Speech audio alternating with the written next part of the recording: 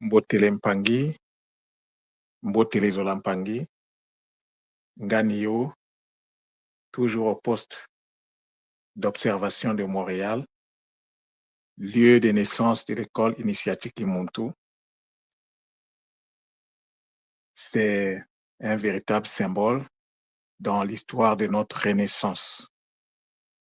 Et donc, ce matin, comme toujours, j'ai ce bonheur lorsque je me présente devant vous avec humilité pour vous adresser les messages du jour.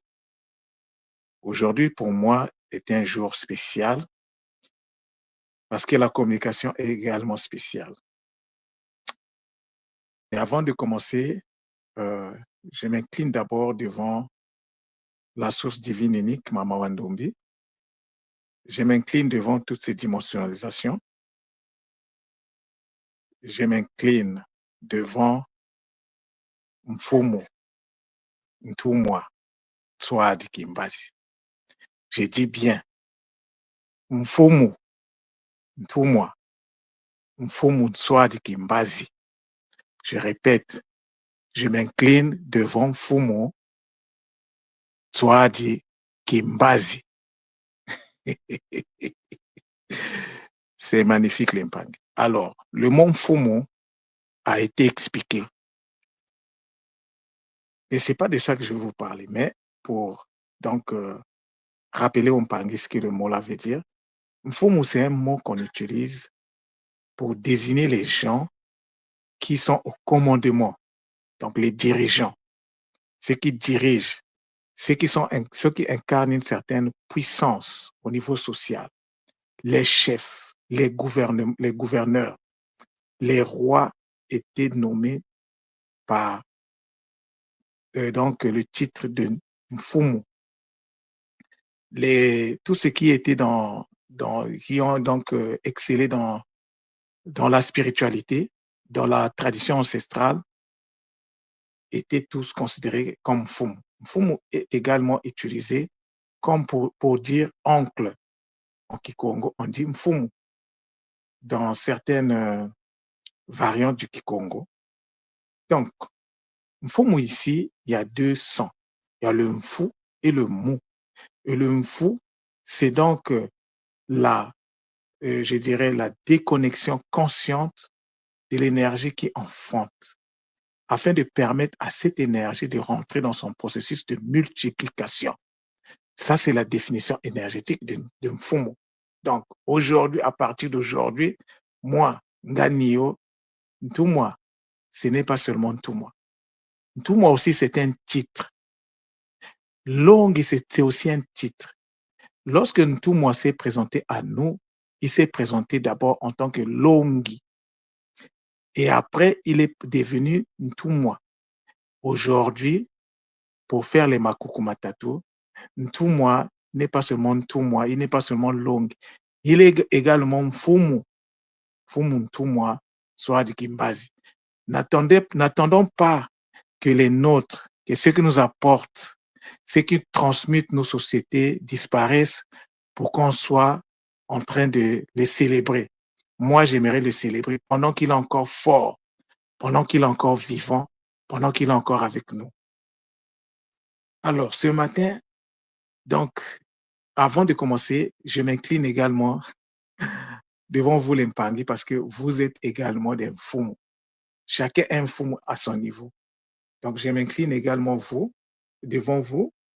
Et donc, ce matin, je vais vous parler d'un sujet spécial. Les Mpangi, vous serez surpris. Bon, c'est sûr que vous allez voir le titre avant d'écouter donc la communication de ce matin. Ce matin, je vais vous parler du Gwoka. Gwoka. G-W. Bon, moi, je l'écris G-W. Non, G-U-O-K-A. Généralement, on écrit ça G-W-O-K-A. Alors, le Gwoka, l'Mpangi de la Martinique, l'Mpangi de la Guadeloupe, l'Mpangi de la Guyane, l'Mpangi du Haïti, bref, l'Mpangi des Antilles. Je vous fais un gros coucou parce qu'aujourd'hui, je vous célèbre à travers cette communication-là. Alors, le Gwoka, c'est quoi? Le Gwoka, bon, c'est une musique qui s'exprime à travers les tambours qu'on appelle les tambours Ka. Donc, les rythmes des tambours Ka sont chargés d'une énergie positive qui permet donc d'accéder à la guérison, d'accéder à la réconciliation. Et le Gwoka renferme 10 rythmes. Il y a 10 rythmes de Gwoka. Le Ka est avant tout une façon de résister et d'exister. Vous allez comprendre que j'ai été faire un peu mes devoirs. C'est-à-dire, j'ai fait un tour au niveau comment on appelle, de Google pour aller voir un peu qu'est-ce qu'on dit de ça. Parce que normalement, c'est pas à moi de vous, c'est au Mpangi des Antilles de me parler du Gwoka. C'est pas à moi de parler parce que ils sont les spécialistes. Ils vivent ça, ils ont vécu ça au quotidien, ils sont les spécialistes. Mais l'intelligence multidimensionnelle, le Ngango, nous permet d'aborder tous les sujets. Il n'y a pas un sujet qui ne peut pas être abordé. Donc, le cas est avant tout une façon de résister, une façon d'exister l'impact. Alors, ce n'est donc pas anodin que ce style de musique ait été développé. euh, et donc, c'est une musique qui a permis de transférer l'énergie afin que les gens puissent résister, afin de pouvoir continuer à exister. Alors ce mot-là c'est un mot d'une importance capitale. Peut-être pour les Mpangi des Antilles, c'est juste un mot comme ça. Non, c'est un mot que on va essayer un peu de le décrypter. Donc, dans le mot Gwoka, moi je l'écris avec le U parce que le W n'existe pas dans la cosmogonie Congo. Le W, c'est le U consonne, c'est le OU. Dans la cosmogonie Congo, il n'y en a pas. Donc, nous, on doit se fonder sur la cosmogonie Congo et non sur les réalités linguistiques, par exemple littéraires du français. Donc, le Gwoka, c'est le GU, le O et le KA dans sa forme contractée. Alors, lorsque nous prenons ce mot-là, donc nous avons le GOU, le O et le K. Nous avons 3 sons. J'ai bien dit dans la forme contractée. Le GOU, c'est quoi?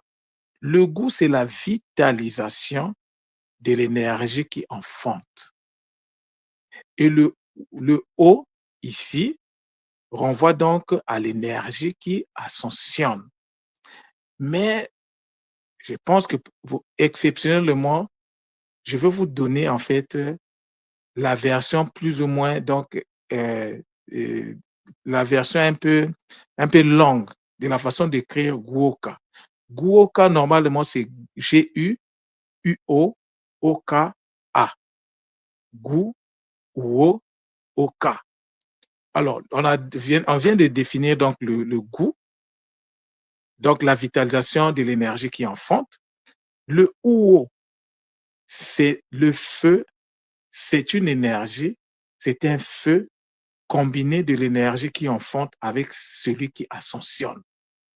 Donc, il y a 2 énergies qui ont fusionné ici pour donner un feu, pour donner une variante de l'énergie, du feu Ya. Donc, nous avons le OU et le O qui ont combiné et donc ça a donné un feu exceptionnel. Et après, nous avons le Oka. Alors, le Oka ici, c'est l'interconnexion, donc équilibrée, de l'énergie qui ascensionne avec l'énergie enfantée. Donc, l'énergie qui ascensionne, c'est le O et l'énergie donc enfantée, c'est le A. Donc, le OK, quand on l'examine sérieusement, ça nous montre le passage d'un ancien cycle à un nouveau cycle, mais un nouveau cycle qui va se faire à un niveau plus élevé. C'est-à-dire que si nous étions au niveau 1, on va monter au niveau 2 et le cycle va donc répondre. Donc, on passe du O, on revient au A et on répond le cycle. Mais le cycle, cependant, n'est plus au même niveau, il est à un niveau plus élevé. Et plus on va avancer, on va encore créer un autre cycle qui va aller au troisième niveau, au quatrième, cinquième. Vous savez qu'il y a, il y a 15 niveaux. Donc, le Oka ici, pour moi, c'est l'expression d'une manifestation d'une spirale. C'est la spirale en manifestation. Donc, d'un nouveau cycle, donc nous passons, c'est le commencement d'un nouveau cycle, euh, euh, donc d'un nouveau cycle, enfin, à partir d'un nouveau cycle plus élevé. Donc, il y a un ancien cycle qui était là. Puisqu'on est arrivé au O, le O va monter et le O va se connecter au A. Et le A, c'est toujours le début d'un nouveau cycle. Vous voyez l'impact? Donc, le Oka, c'est une description du mouvement de la spirale à travers le Nkodjadjamoyo. Si vous prenez l'escargot, vous voyez la coquille de l'escargot, vous allez voir le processus donc de spiralisation, la spirale. Vous pouvez également observer ce phénomène-là à travers le tourbillon. C'est ce phénomène-là qui est exprimé à travers le son Oka, le mot Oka d'Impangi. Mais c'est vraiment magnifique de voir les choses de cette façon. C'est magnifique de voir les choses de cette façon. C'est vraiment impressionnant. Moi-même, je suis impressionné. Alors, euh, donc, lorsque nous voyons donc nous voyons donc les mots, alors, je vais m'appesantir sur quelque chose ici. Les mots en Kikongo se déclinent toujours en 5. N'oubliez pas l'Impangi, je vous ai fait une communication où je vous avais parlé du Mbwete Tano Kimbazi. Et le Mbwete Tano Kimbazi, j'avais accentué ma communication sur le fait qu'il y avait 5 paramètres qui constituaient l'humain. Et lorsque les mots se déclinent, les mots se déclinent toujours en 5 versions. Il peut y avoir 5 versions principales, mais les versions principales peuvent aussi avoir des versions sous-jacentes, c'est-à-dire des versions secondaires. Et dans les versions secondaires, on peut avoir les versions secondaires. C'est jusqu'à l'infini. Donc, lorsque nous prenons donc donc, en prenant donc en considération que les mots se déclinent en 5, mais nous savons que le 5, c'est le mot Kikongo donc, en Kikongo, le 5, c'est dit Tanu. Tanu. Vous voyez bien l'insistance que je fais sur le A. C'est le Tanu. N'est pas anodine. N'est pas anodin, pardon. Donc, le Tanu, qu'est-ce que ça veut dire? Le Tanu, ça veut dire vocalise à nous. C'est-à-dire, répète à nous. Donc, à nous, à nous, à nous, à nous, à nous, à nous. Mais à nous, nous savons c'est quoi à nous? À nous, c'est une connexion équilibrée entre l'énergie enfantée et l'énergie qui enfante. Entre l'énergie enfantée et l'énergie qui enfante, il y a une connexion équilibrée qui s'établit entre eux. Et c'est donc ce qui s'exprime à travers le mot à nous. Et à nous renvoie, nous le savons bien, au mouvement, aux êtres en mouvement. Et lorsque nous parlons du mouvement, de l'être en mouvement, nous parlons du Muntu. Donc, derrière le mot mouvement, qu'est-ce que nous voyons? Nous voyons la vibration. Donc, la connexion ici, lorsque nous disons connexion, connexion, c'est l'action de connecter. Alors, lorsque nous prenons donc le son qui fait la connexion ici, c'est le N. Or, le N, ça fait partie des consonnes. Alors, qu'est-ce que nous comprenons ici? Nous comprenons ici que les consonnes renvoient à des actions. La consonne associée avec un son, avec une énergie, cette consonne-là joue le rôle. Donc, il va donc déployer une action et l'action donc va être subie ou initiée donc par l'énergie. Donc, les consonnes renvoient à des actions subies ou initiées. Les consonnes sont des accélérateurs des particules énergétiques. Si la consonne n'existe pas, la particule va toujours fonctionner, mais de manière lente. Mais la consonne vient pour accélérer, pas seulement pour accélérer, mais pour également apporter quelque chose d'apporter la précision, d'apporter, je peux dire, la bonification de l'action, l'impangue. Vous voyez, on est parti du mot Goka, on a épousé plusieurs concepts là-dedans. Alors, c'est juste pour, en fait, la communication, c'est pour, en fait, il y a un aspect que je ne vais pas aborder ici.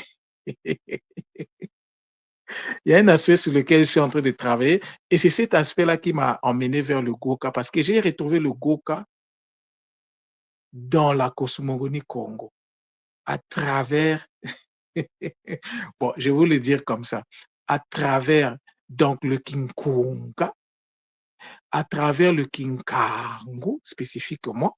Je suis en train de faire un travail extensif sur le Kinkango et c'est ça qui m'a emmené au Goka. Donc, lorsque vous prenez le Ka, c'est aussi le son qui traduit, qui cristallise le corps astral, le corps émotionnel. Alors, à chaque fois que quelqu'un écoute le Goka ou quelqu'un joue au Goka ou quelqu'un danse au rythme du Goka, en fait, tu es en train de participer à un culte dont tu n'as aucune idée en fait. C'est un culte. Tu es en train de célébrer un culte. Alors, je suis allé ce matin regarder les vidéos et c'était impressionnant de voir quand les gens dansent le Goka, ils font souvent des cercles, mais ce n'est pas anodin. Bon, on peut dire le Goka, mais le goût, ça vient de go. C'est-à-dire le goût, la finalité de goût, c'est le go. Or, nous savons que le go, c'est le cercle. Et le cercle, à un certain moment, le cercle, c'est quoi? C'est la vitalisation de l'énergie qui ascensionne. C'est ça le cercle. Mais cette vitalisation peut se faire de manière automatique, comme elle peut se faire de manière consciente. Lorsqu'elle se fait de manière consciente, on parle du ngo. Mais lorsque la vitalisation se fait de manière inconsciente, on ne parle du go. C'est pour ça les Mpangi qui pratiquent le goka. Pour eux, c'est juste une musique. Est-ce qu'ils connaissent les subtilités qui sont derrière? Parce que pour connaître les subtilités, il faut faire en ce moment-là la musique de façon consciente. Donc, l'impangi, vous qui êtes dans les Antilles, vous avez cette responsabilité d'expliquer, d'apporter, en fait, de donner même cette communication-là aux Mpangi qui pratiquent le Goka. Parce que ce n'est pas seulement une musique, c'est un culte, mais un culte d'une élévation incroyable. C'est un culte qui permet la réconciliation. C'est un culte qui permet la guérison. Ce n'est donc pas par hasard que nos Mpangi qui ont été déportés de ce côté ont pu résister. Le Goka était au cœur de la résistance. Le Goka a permis, malgré le fait qu'on a dénié l'humanité à nos Mpangi qui ont été déportés, mais les Mpangi ont résisté pour pouvoir continuer à exister. Et ce n'est donc pas anodin que nos Mpangi sont toujours là, malgré ce qu'ils ont subi, malgré la déshumanisation. Les Mpangi sont là debout et toujours. Non, les Mpangi, c'est impressionnant.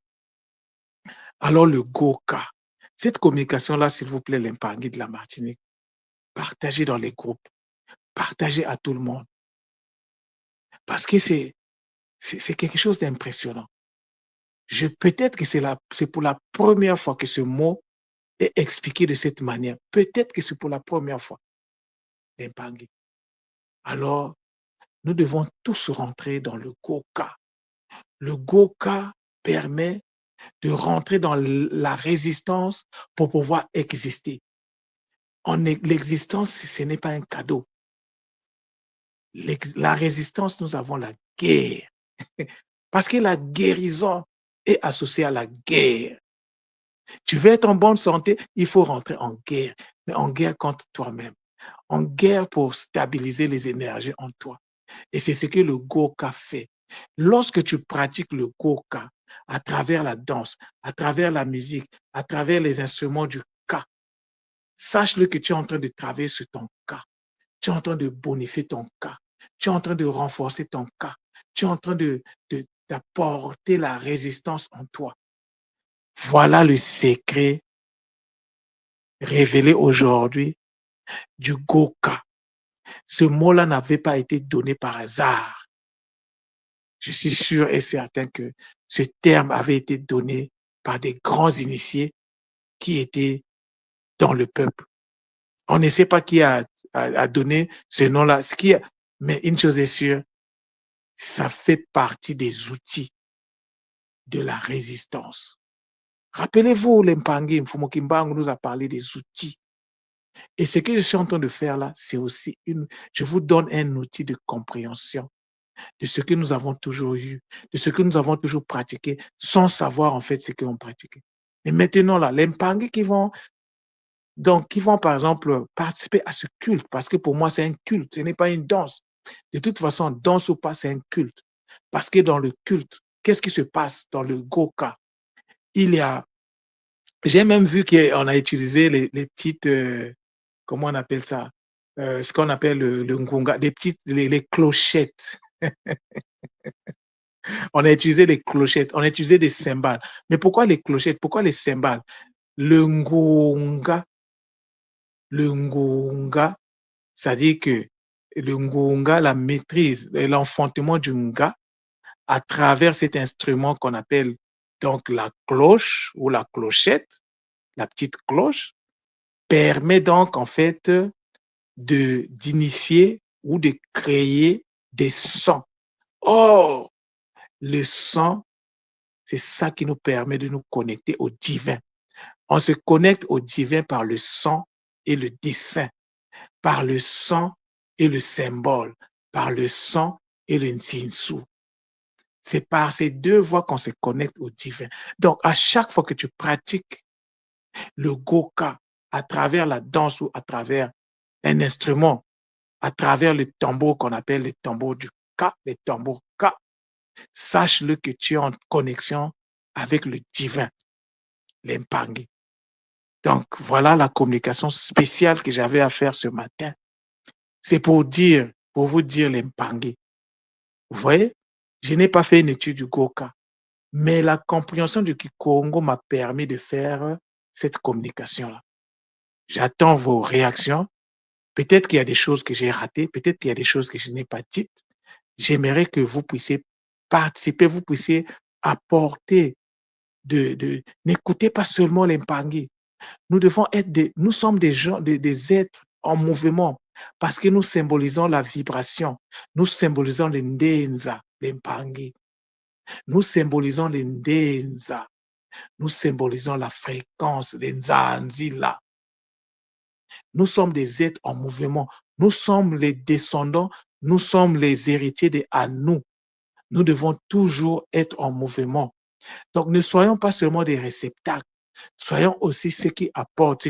Donc, le sujet ici est magnifique. Alors, j'aimerais que les Mpangi, ceux qui comprennent quelque chose, ceux qui ont des histoires autour du Goka, qu'ils viennent sur l'espace Kimoko, nous partager, nous faire des kaboulas. Parce que nous aussi, nous qui étions restés, donc nous qui sommes issus de ceux qui sont restés sur le continent, nous voulons aussi en savoir un peu plus. L'impangi. Je vous invite humblement à partager autour donc de, de, de cette science-là, autour donc de cette pratique qui est le Goka, les tambours du Ka, l'impangi. C'est magnifique, c'est très magnifique. Alors, je vous remercie, vous qui allez prendre le temps de réagir par rapport à cette communication. Beaucoup de zola à vous, matondo, matondo, matondo.